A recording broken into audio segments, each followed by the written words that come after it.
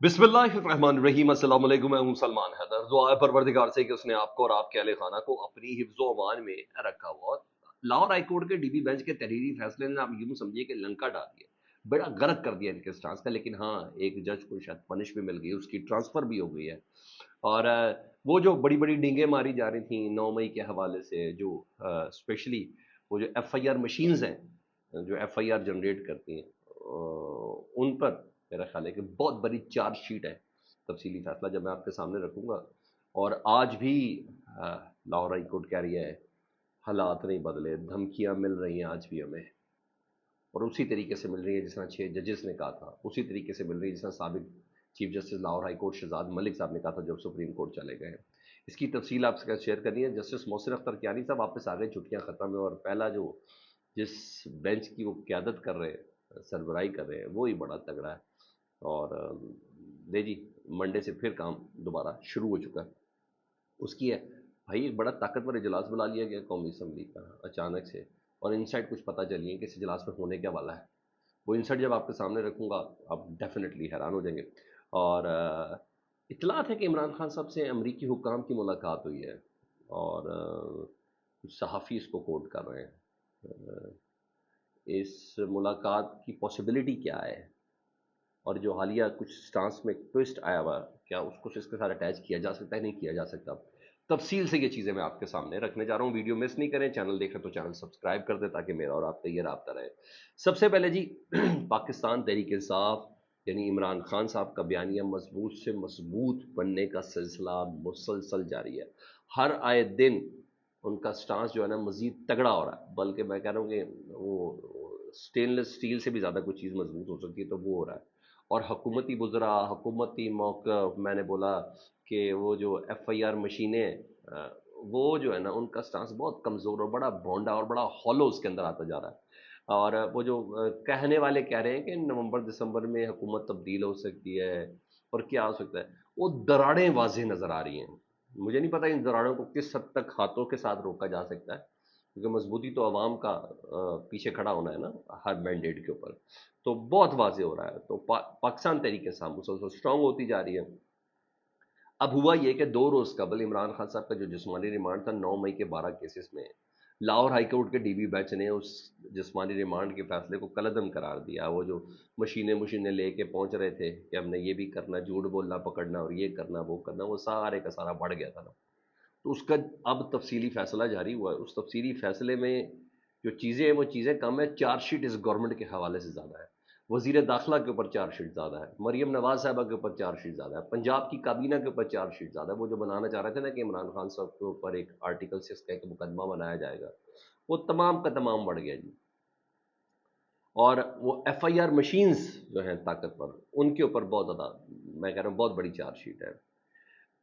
इस फैसले में 2 रुकनी DB बेंच है, जस्टिस तारिक और जस्टिस अनवार उल हक। उन्होंने कहा इस चीज़ से इनकार ही नहीं हो सकता कि सबसे ज़्यादा इस वक्त धमकियां जजों को मिल रही हैं। और ये बहुत ही खतरनाक बात की है लाहौर हाई कोर्ट के 2 जजेस ने। उन्होंने कि इससे इनकार ही नहीं है कि सबसे ज़्यादा इस वक्त धमकियां जजेस को मिल रही हैं। और एक बात खतरनाक इसलिए है क्योंकि यही बात साबिक chief justice Lahore high court Shahzad Malik साहब कह गए कि धमकियां मिल रही हैं, और वो इस वक्त सुप्रीम कोर्ट में। अच्छा जी, यही बात सरगोदा के ATC जज कह गए।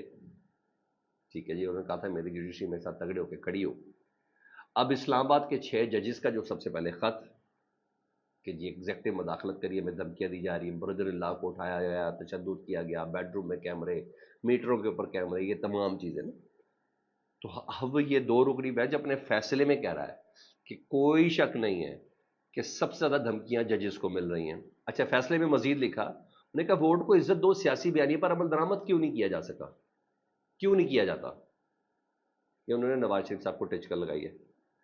उन्होंने कहा जब बानी PTI ने हमले का ऐलान ही नहीं किया, सर मैंने बोला कि चार्जशीट है FIR दर्ज करने वालों के खिलाफ, उन्होंने कहा जब बानी PTI यानी इमरान खान साहब ने हमले का ऐलान ही नहीं किया तो जुर्म भी नहीं बनता।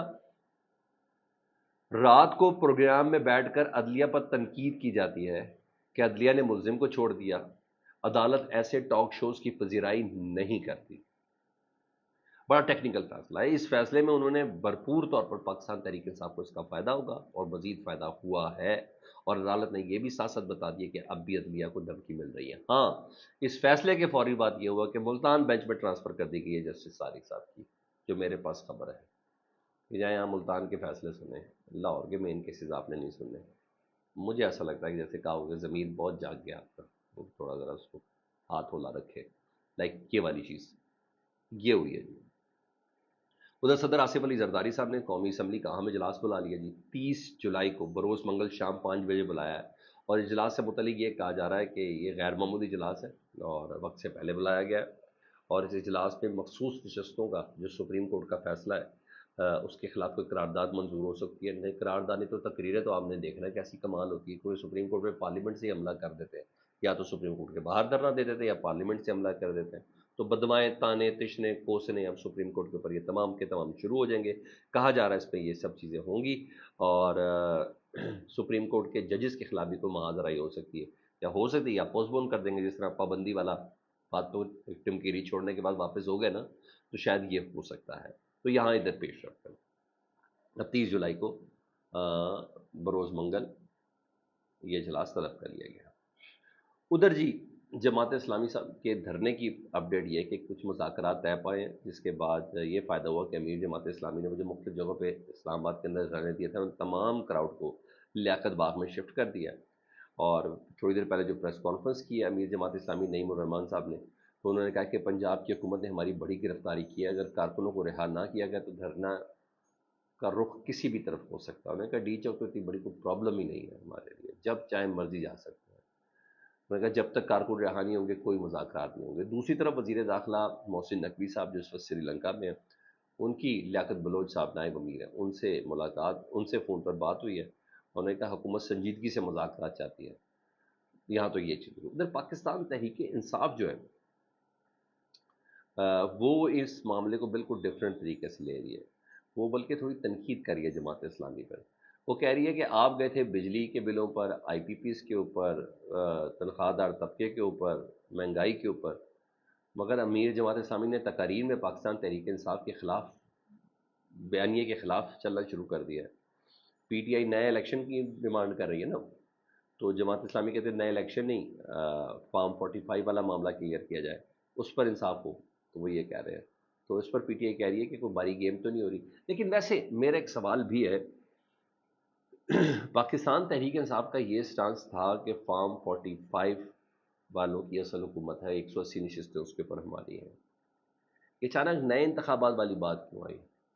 ٹریبیونلز والے ایشو کو کیوں نہیں اسٹرانگ کیا جا رہا؟ یہ کیا چیز ہے؟ یہ میرا ایک سوال ہے، مجھے تھوڑا شاید مجھے روشنی ڈالیں، کامنٹ سیکشن میں مجھے ضرور بتائیں۔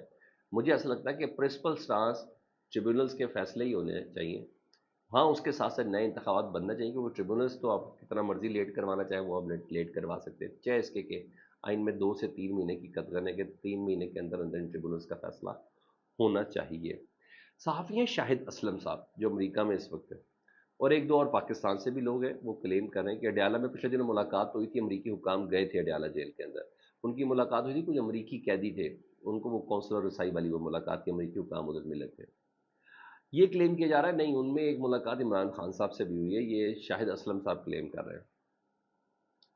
ویسے بھی امریکی کانگریس کی طرف سے ایک ریزولوشن پاس ہوئی ہے، اور انہوں نے کہا تھا کہ عمران خان اور ڈونلڈ لو کو کہا تھا کہ عمران خان صاحب سے ملاقات کرنے کے لیے جائیں گے ہم لوگ، جو کانگریس اس سے پہلے وہ جو ایک کمیٹی کے اندر پیش ہوئے تھے نا ڈونلڈ لو، اس کے اندر یہ بات طے ہوئی تھی۔